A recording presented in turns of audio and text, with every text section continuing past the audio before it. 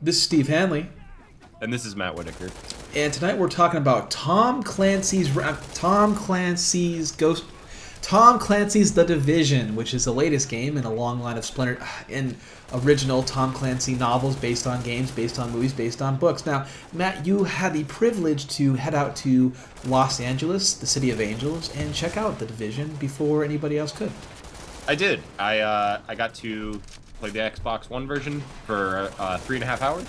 Then I fooled around with the PC version a little bit. So I got a pretty good idea of what that game actually is, which is not something that was immediately clear, even with all of the marketing for it. You're making it sound like you cheated on the Xbox One version. With the PC version? Yeah. The PC version's really good. That's no excuse, Matt. You gotta stay faithful. I'm sorry. You're an Xbox fan through and through. Well, I was looking to play this game on mobile, so it's the true platform. Now, what exactly is this game? I mean, that's not a question I tend to ask a lot, but this is one of those games where we've seen it shown off now for, I think, a good 2 or 3 years, and it's never to me been clear, is it a shooter first? Is it an RPG? Is it an exploration game? I mean, what exactly is it? So I would assume that it's an exploration game. I think that's every AAA video game at this point is one of those. But it's a third-person cover shooter that has basically cooperative gameplay, but you can play it alone. It's like 1 to 4 player in an open-world version of New York after a biological apocalypse. And there's also like seamless online matchmaking in it. So it's basically you have one open world that you're doing third-person shooting and looting RPG stuff.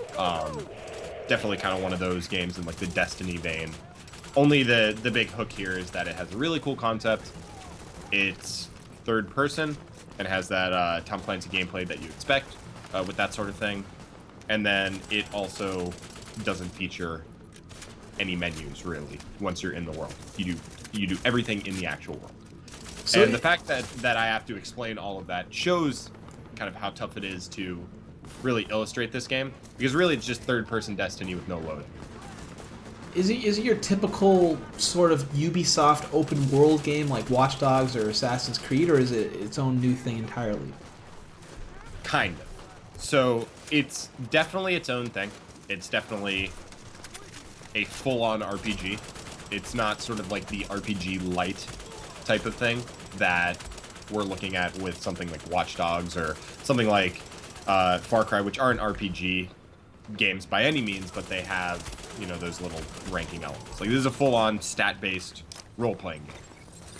But it does have it does have the collectibles, it does have sort of side quests and all that, but it's definitely not another one of those games. Like, it's not another Assassin's Creed, it's not another Watch Dogs, it's not like these aren't Ubisoft games, but Mad Max or Just Cause, which really do feel kind of like in that same vein, where a lot of side content, a lot of checkboxes to check off. The closest comparison is Destiny to this game. I mean, about a year ago, I would say that was a bad thing, but Destiny has really come into its own. Would you say it's more like a Taken King experience?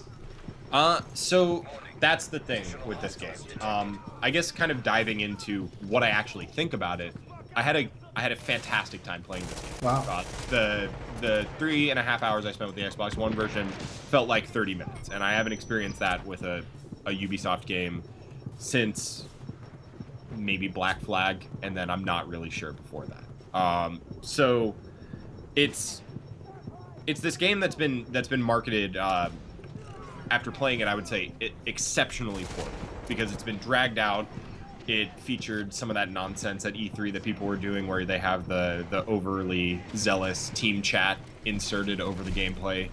It wasn't really clear what the concept was. It wasn't really clear what the game is. It's been marketed poorly. What it is a game that has an inherent level of silliness to it. It has the most unique take on multiplayer I think we've seen this generation, and it has sort of that core drive for loot that you're hoping. The question is, will there be enough content there at launch to keep people going for longer than a couple weeks to a month? And that's really the big question with any sort of online game now. Now, what exactly do you mean by inherent silliness? Now, from what we've seen, the game seems to be kind of serious. Is it not as serious as the trailers would lead us to believe? So the story is very serious. One of the coolest concepts in games in a long time, which is why I think the marketing is so bad, because this concept should just stand out on its own. Basically, terrorists put smallpox onto $20 and $100 bills and unleash them on Black Friday in New York City. And so basically the amount of people that come in, you have one person that comes in contact with that dollar bill, they give it to a cashier. The cashier then deals with every single person that is buying something that day. And then every single one of those people go out in the city, they touch doorknobs, they touch subway handles, they go to restaurants, and then you could just see how something that contagious would just spread. And so New York City is kind of caught in this perpetual state of like kind of Christmas, snowy, but dead bodies everywhere, and the city's been looted and ransacked, and people are desperate, and so like a regular dying. Black Friday then. So basically, it is Black Friday, right? The video game. Because I don't know about you, but I've caught smallpox at least 3 times, and that was without terrorist intervention. Yeah, absolutely. And it's it's based on a true sort of government test to see how people would. I forget what it was called. It's Project something, but it was basically like a simulation. I don't know. It might have. You can't. I actually have no idea what it's called. So it could be Snowblind, even if you're making a joke. But basically, it is the government simulated what would happen if society faced a major outbreak like this, and it was bad. We didn't do too well in the simulation. So the concept of the game is based on that. So that aspect is very serious. Getting to the silliness, I'm talking most specifically about the Dark Zone, which is this game's core hook. Its nemesis system. As I said in my preview for it, it is the thing that I think open world online games are going to start stealing constantly. Now, explain a little bit how exactly that works. You mentioned it's like the nemesis system. Is that in the sense that there's always like a new boss popping up? No, it's like the nemesis system, and I think that the nemesis system is something that is going to be stolen and used constantly in games of that type, those single player games. What the Dark Zone is a spot in the world, within a zone within the map. So you walk to it in game. It's not like you go, oh, I want to go into the Dark Zone in a menu, like you do with the Crucible in Destiny. And you go in there, you hop a fence, you walk through a checkpoint, and it seamlessly matchmakes you with a number of players of similar rank. And the goal is to get all of the loot out that you can, because the Dark Zone contains the best loot in the game. And so you could either be by yourself or with your teammates that you matchmake to play co-op, or it could be with your friends. Just you could be basically by yourself or with a team. And what you do is you have to go in, and there's AI enemies in there as well as other players. And killing the AI enemies is going to cause them to drop loot. Very similar to Destiny or Diablo or Borderlands or kind of anything like that. And you have to get that loot, which is marked as contaminated, out of the Dark Zone by sending it away on an extraction helicopter. Now, the catch with that is that you can decide at any time, I want to go and I want to shoot the other players and take their loot instead of just looking for my own, because they might have good stuff too. So you can kill other players. The thing is, you get marked as what's called rogue if you do that. And if you're rogue, other players know you're rogue. They see you on their minimap. They know that you are, now an enemy of them. And so they can come after you a lot easier because they know that you're taking people's loot, so you probably have something good.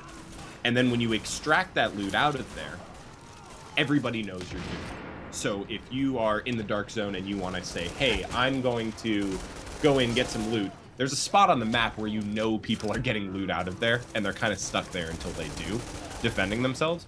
So it's this really interesting game of morality, and it's very tense because you can get some of the best loot by turning on people, but you can also lose all of your loot by turning on people, because then people know that you're doing that. But you also don't want people turning on you. And so it's this it's kind of this like interesting way to handle multiplayer, because it's kind of like if you were to take sort of like the PvE, PvP idea of like Halo 5's Warzone, combine it with some of the elements of an MMO, and then throw in that, you know, sort of third-person shooter set of mechanics, all while leaving it sort of ambiguous as to what the teams are, and that it's just fascinating. And the best part is that it's completely seamless. So if you want to go there, you just walk there in the world, and that's the idea that people are going to steal, like the Nemesis system. The idea that you no longer, in an open world game, have to go to the multiplayer mode. You just walk there. I think that's going to be a huge thing for the rest of this generation and going forward. So it's definitely not anything like the Nemesis system, but we're getting to the point where we're about to see the Nemesis system knockoffs coming in the next couple years. I wouldn't be surprised if a game like that was announced at E3. I wouldn't be surprised if we started seeing them come out in like 2017, 2018, just games that straight up rip off Shadow of Mordor. This is going to be similar. So how often do these dark zones appear in the game? So the Dark Zone is just a place. It is kind of like the center of the smallpox outbreak. And basically, like, you just decide to go there. So it's just kind of one sort of hub in the map. And what's silly about it is basically you have people just kind of going crazy. People were, like, this was, you know, at a place where, you know, I'm playing other journalists and other professionals, and people are screaming like children because it's so tense and hysterical, and people are killing each other and doing jumping jacks on their corpses, and just being ridiculous, right? Because it's so unlike anything else that you see in multiplayer. And I think if you're someone who's kind of bored of the okay, it's team versus team, let's kill the most people, let's get the flag from point A to point B, those kind of standard Xbox 360 multiplayer modes that have kind of carried forward and just gotten more players. I think if you're sick of that, but you want to play some multiplayer and have fun with it, but also have it be kind of a novel experience, I think this is what you're looking for. I don't really think that multiplayer has gotten this inventive and this fun in a little while in the AAA space. So it's just one place on the map, and you know, you're free to literally never go there if you want. But it's something where this game already has this core loot mechanic and the potential to just be so addictive, and you can play it with your friends like Destiny. And there's people who've played Destiny for over 1,000 hours plus. Right? And if this has that sort of hook and has ideas that are novel like this, and that translates over into the missions, I think that you're looking at a game that's superior to Destiny. I think the only thing would be if you don't like third-person shooting and you prefer first, obviously you're going to like Destiny. I think that the ideas here are more novel. And that's kind of why I'm disappointed in the marketing of this game. It's just because, like, you have such a cool idea. Why did you drag it out like this? Why didn't you let it stand on its own? So that's kind of the thought process behind why why the Dark Zone is such a cool idea. And that's just one part of the game. So can you talk a little bit more about the RPG elements? How deep do they really go? Okay, so they go super deep. Coolest thing right off the bat, absolutely no classes, and absolutely no going back to so you have your own central hub, but it's not like the tower where you have to go back there every single time you want to really do anything. If you needed to craft something, then obviously you go to your crafting station in your hub, but you're not like locked into a class, and you can pretty much do everything from your menu at all times. So that classless system that I mentioned, where you're not kind of like Destiny, locked into being a warlock, a titan, a hunter, means that at any time you can switch all of your abilities, and you're unlocking abilities by leveling up, by upgrading things at your base, by earning currency. You can unlock more skills. You're getting pieces of gear to change your appearance, and then you're getting pieces of gear to change all of your statistics. There's numbers everywhere. So you have a total attack number that functions similarly to Destiny's Light, only it's just a bigger number, so pretty much all of your values add together. You have a defense stat. I believe there's like some sort of special statistic there where it's just all your gear adds up into these numbers. And then you have individual like accuracy stats and gun modifications that change your statistics, change those overall attack and defense values. So you are really decking out this character and building this character however you'd like, and you can change that absolutely at any time. And that's the coolest part of the RPG mechanics in that game, is that you can switch things up at any time, because you're not locked into a situation where you're, hey, like I'm with these couple people, I want to play with them, but oh man, I'm not the right class, so I'm gonna kind of drag them down, because we're all one class, we don't have what we need to attack this in the best way. You could literally be in a situation like that, but then switch out all your gear in a couple minutes, once you kind of get yourself set, or shorter, and then jump in with people. So tons of statistics, tons of loot, tons of customization options, but like a real freedom to it that a game like Destiny doesn't necessarily have. All right, well, Tom Clancy's Division will be released on March 8th, 2016 by Ubisoft for the PlayStation 4, Xbox One, and PC. You can go read Matt's preview right now on hardcoregamer.com. But otherwise, Matt, thanks so much for joining me tonight. Oh, you're very welcome, my good sir.